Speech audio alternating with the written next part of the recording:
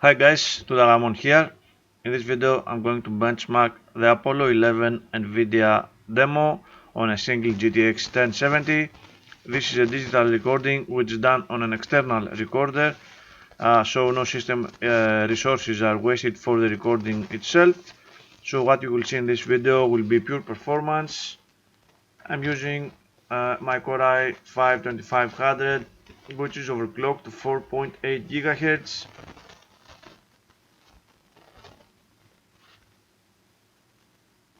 There it is. This is just a benchmarking speed. Of course, you don't need this speed for most games, and of course not this demo. 16 gigabytes of memory, GTX 1070 single card, KFA2, the EX model to be exact, 2 GHz boost clock, which we will verify at the end of the video. It does not register on GPU-Z. I'm not sure why. Now for this benchmarking video I'm going to use fraps to gather frame rate data, and we will compare it with my previous run on the GTX 970. I have already set fraps to 155 seconds, so we will be having exactly the same duration. So let me launch the game, and once it starts rendering I'm going to start the benchmark. This is Apollo Control at 102 hours 12 minutes into the flight of Apollo 11. We're now 2 minutes 53 seconds from reacquiring the spacecraft, 21 minutes 23 seconds from the beginning of the powered descent to the lunar surface. It's grown quite quiet here in Mission Control. A few moments ago, Flight Director Gene Kranz requested that everyone sit down, get prepared for events that are coming, and he closed with the remark, "Good luck to all of you."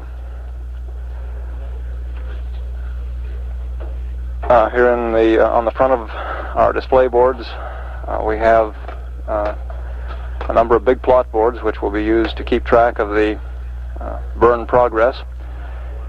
Among the more important of those is one which will show the performance of the onboard guidance systems, both the primary and the backup guidance system, and compare the guidance systems with the manned spaceflight network tracking. These displays, by the time this is all over, will look a good deal like a combination Christmas tree 4th of July. We're now 1 minute 39 seconds from reacquiring the command module, Columbia. Acquisition of the lunar module will come a little less than 2 minutes after that.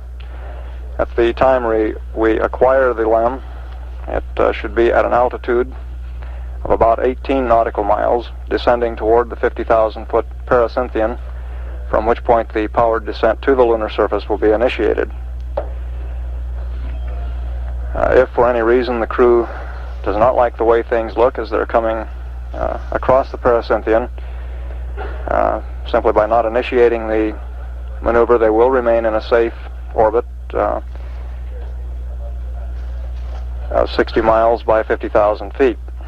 And if they desired, they would be able to attempt the powered descent on a following revolution at a ground elapsed time of about 104 hours 26 minutes.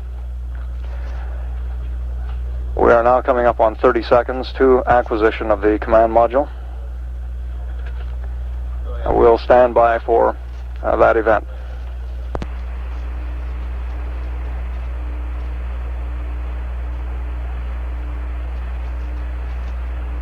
Okay, the demo has finished, the benchmark has finished.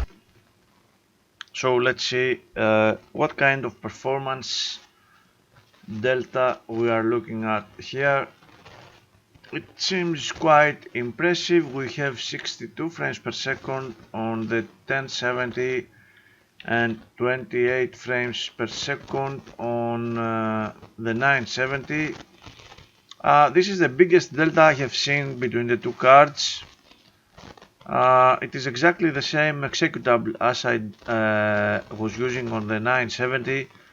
It is quite a long time since I last ran it on the 970, from February 2015. I'm not sure if there is any driver that has increased the performance on the 970, but still right now the delta is at 121% faster for the GTX 1070.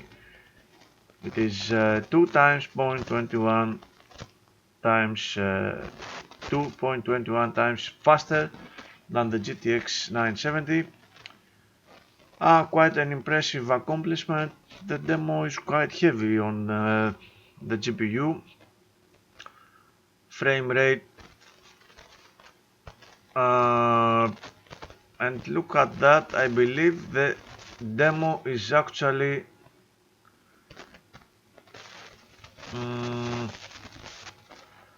I do not believe I have done anything stupid like vertical sync or anything.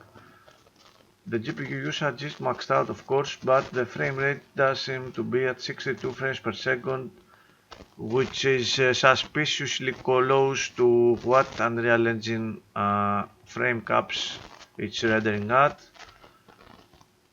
For now, it looks like it is a lot faster than the GTX 970. I will have to investigate further. CPU usage is low to medium for all cores, especially the third one.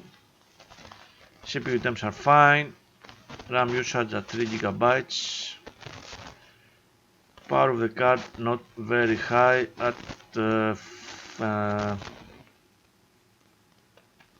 less than 80%. 2 GHz for the core clock throughout the run. 3 GB of video RAM usage. That indicates this is a Kepler 3 GB demo, if I recall correctly. Quite interesting demo. In any case, thank you very much for watching this video, my friends. I hope you find it interesting. Stay tuned for more benchmarking videos and some gameplay videos from time to time. Take care.